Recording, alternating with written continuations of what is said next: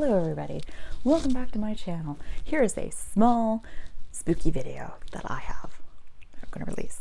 I apologize about my nails, but my appointment's not till later this week.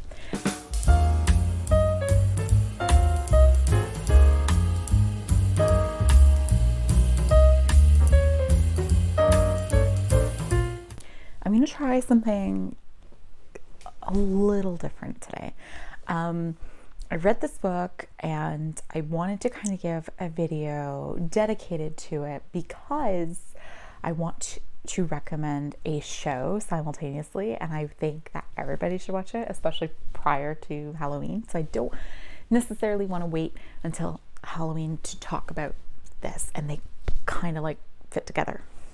My first time I've ever done on YouTube a single book recommendation. And if you end up liking it, please let me know. It leads into this because the timing kind of fit well. I binged watched Mike Flanagan's Midnight Mass on Netflix. I fucking loved it. I am obsessed. It is so good and so brilliant. I loved Hill House. I hated Bly Manor. I like a lot of other movies Mike Flanagan did, but this, he said, was deeply personal. He's been working on this for so long, and it shows. We tend to dislike mysteries. We feel uncomfortable not knowing. The more that we know, the less we bend, the more brittle we become. The easier to break. The performances, top notch, especially everybody's so good. Kate Siegel is always in his stuff and she always brings it.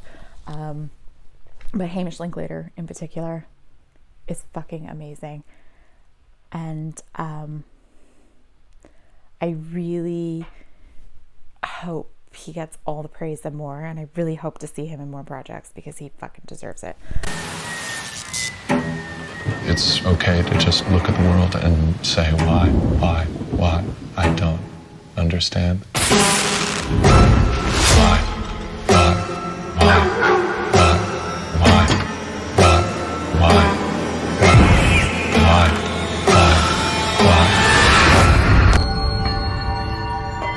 Who are you? You know who I am. Little tidbit before I lead into the book recommendation. I am agnostic.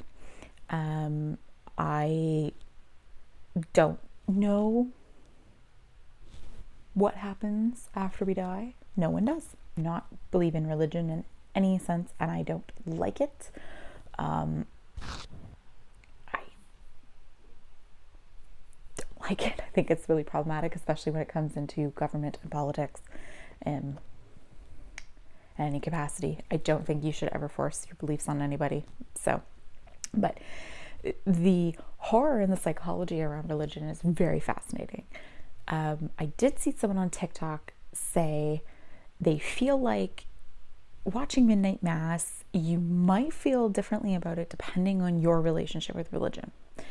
And that is a really curious kind of, that's a really interesting way to look at it, because yeah, someone that is super faithful and religious might feel insulted by what they see. But yes, the psychology behind it is fascinating. And then I picked up a book and I read it in one sitting. I've had it on my shelf for a while, but it's kind of horror, but kind of not. And that's why I wanted to do a singular video on it. I'm talking about Pew by Catherine Lacey. This cover is amazing. I believe this is like the UK cover. So basically what this book is about is a mysterious, we'll say, being is telling the story and is found on a pew bench in a church. They appear to not speak. They have no gender. You don't quite know their race or anything like that. You know nothing about this character, but they are the narrator. And these town people, this is set in like the South in America. These townspeople find this person and name them Pew. And slowly but surely, things start to happen. This is scary in an unsettling sense because it's so accurate. She does a really good job of nailing the psychology behind Christianity, especially, and how so many of them believe they are doing the right thing by God, but they're technically not doing very good things. But the author did such a brilliant thing, and I'm not going to give it away because it's spoiling it, but in one sense you're kind of like, okay, well, who is Pew? What the hell is Pew? Male, female? Like, where did they come from and stuff?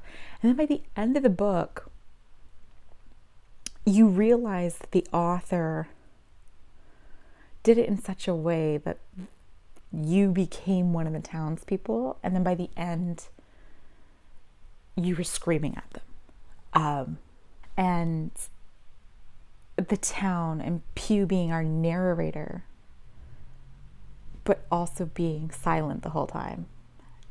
And the townspeople just confessing things to Pew was brilliant. It's not a long book. This has very high reviews. However, I did see some mixed reviews on Goodreads as well. I put it at a 3 because I'm not entirely sure it's good regardless, and I want to recommend it to people. I feel like this is a mix of elements of Midnight Mass with elements of The Lottery by Shirley Jackson. And it was brilliant, absolutely brilliant. And again, coming on the heels of that show, like I felt like they just kind of tied in so brilliantly, with saying similar things but differently. And I love that. So this might bump up to a 4 or an all-time favorite of mine as I have time to stew on it. And maybe by the end of this month, when I do my wrap up, maybe this will be then. But I had to leave it at a 3 because I still need to process it. But even as I'm processing now what I read, it feels like this should be bumped to a 4. Yes, it's brilliant. Yeah. I don't know what I can say other than read it. So yes, to finalize my thoughts on this, I think you should read Pew and let me know what you think. But also, please fucking watch Midnight Mass. It's so good. It's so good. The first couple episodes are a bit of a slow burn. But go in blind and just watch it. By the 6th and 7th episode, it's insane. So, did we like singular book reviews? Should I do more of singular book recommendations or reviews? I've been debating it for a while. I just felt so strongly about that book, so I wanted to talk about it. But yes, let me know what you think. Probably easier to do a singular review as well than my wrap-ups instead of like lists. But I could be wrong.